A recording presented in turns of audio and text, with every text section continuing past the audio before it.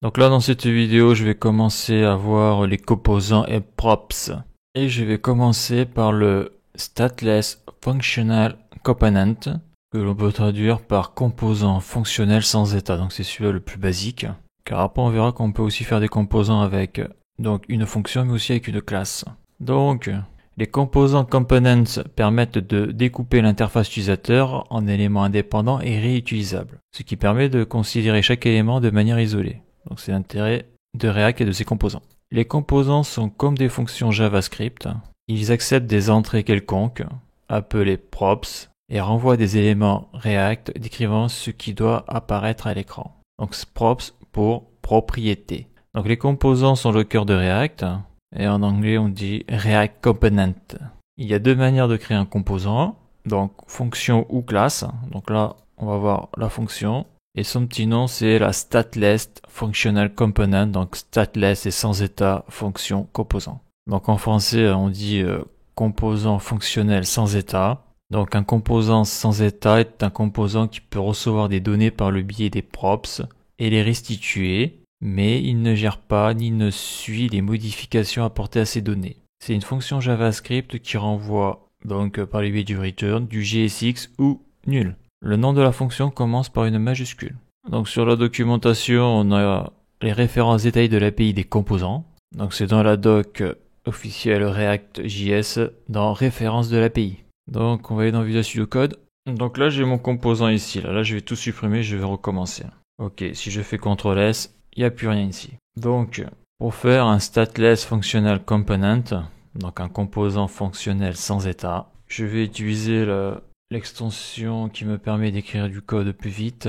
Donc elle est ici et c'est l'extension React.js Code Snippets. Donc ça on l'avait vu dans des vidéos précédentes. Voilà, donc je vais commencer par taper la lettre R pour React.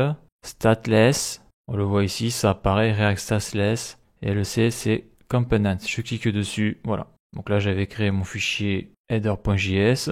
Il commence par une majuscule, donc c'est un composant. Donc le code minimal pour une Stateless Functional Component, c'est ça. Donc là, j'ai ma variable. Donc ça, c'est une fonction, une expression de fonction. À l'intérieur, j'ai le return. Et après, je mets tout mon JSX. Donc de base, il nous met une div, mais on peut mettre ce que l'on veut. On peut l'y virer si on a envie. Donc après, très important, pour que ça fonctionne, il importe React de React. Donc ça vient de notre module. Et après, cette fonction, elle est exportée, donc export default header. Comme ça, je vais pouvoir l'utiliser depuis n'importe quel autre dossier. Donc, par exemple, là j'ai le header. Donc là, pour le moment, je vais l'apporter sur app.js.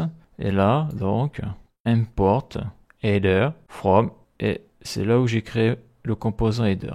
Et après, je le mets ici. Voilà. Donc là, pour le moment, il n'y a rien dedans. Donc, si je retourne sur mon header, et bien là, je vais pouvoir écrire mon code JSX. Donc par exemple, ce que je vais faire, donc c'est une div, je vais mettre une class name avec pour attribut header container. Voilà, là je vais écrire H1 et dedans je vais mettre réseau social, privé, entreprise. Voilà, donc ça veut dire qu'il faudra un formulaire de connexion pour pouvoir accéder au poste.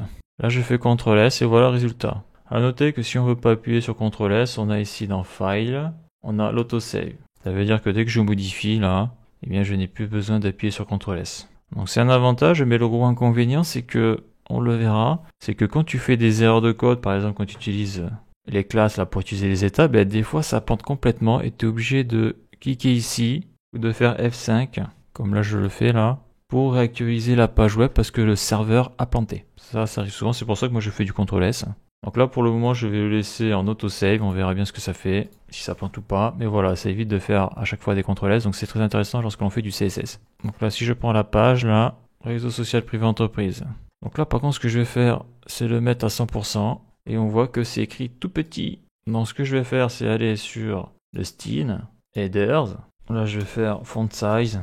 Et là, je vais mettre 4M. 4M, ça fera 40 pixels. Qu'est-ce que ça fait? Ça fait que c'est écrit trop petit encore. Là, je vais faire 10 CTRL S. Voilà. Donc là, j'ai dû actualiser parce que la mise en page automatique ne marchait plus. Là, je fais 8 Là, si je fais... Alors, je vais faire 2 Là, il l'a pris en compte. Là, c'est bizarre. Hein, donc là, je fais 8 Voilà, c'est peut-être un petit peu trop gros. Je vais faire 6 Donc 6 ça fait 60 pixels.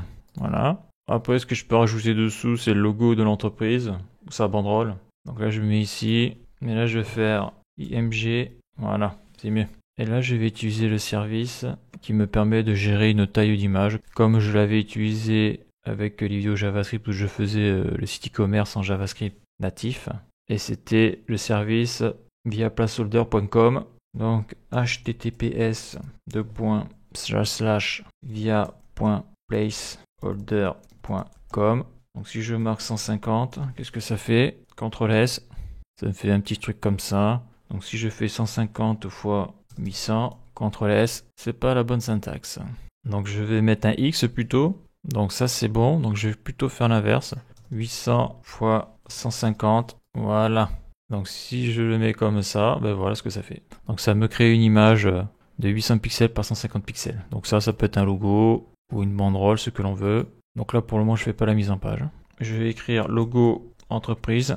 Voilà. Maj Alt F. OK. Donc là j'ai créé mon composant header. Donc après tout ça je vais améliorer ultérieurement. Mais là je viens de créer un composant donc sans état, simple à partir d'une fonction. Si je veux réutiliser ce composant, donc là je vais le faire sur ma page app.js car pour le moment je n'ai créé qu'une seule page web, c'est-à-dire que pour le moment je n'ai pas créé un menu qui me permet de changer de page. Donc là je l'avais montré ça. Si je fais, j'ouvre le chapeau H, donc là il s'affiche là, je ferme, donc je mets le slash, je ferme le chevron et là on voit que j'ai recopié mon composant. Donc ça c'est hyper intéressant ça.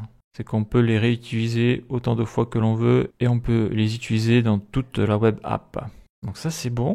Donc là je reviens sur le header. Donc là la fonction je l'ai écrite comme ça. Mais après tu peux écrire. Donc ça c'est la manière moderne de le faire. Hein. Mais après on peut le faire avec l'ancienne manière. Donc là je vais faire CTRL-C slash. Donc là il dit qu'il y a un souci. Là il dit que header is not defined. Ok. Donc là je vais faire l'ancienne manière. Donc là au lieu de mettre const, je vais marquer function header. Ça je vais le virer. Ici je vais rajouter les parenthèses. Et là, donc, le composant refonctionne. Donc, soit on écrit la fonction comme ça, ou soit on l'écrit comme ça. Donc là, si je les active, il devrait y avoir une erreur. Donc, le mieux, ça a l'air d'être celle du bas. Donc là, je supprime, ça enregistre et on voit que ça fonctionne toujours. Donc là, on vient de voir la fonction stateless functional component pour créer un composant de base. Donc pour le props, on verra après. Mais on va voir comment on fait la même chose mais avec une classe. Donc la suite dans la prochaine vidéo.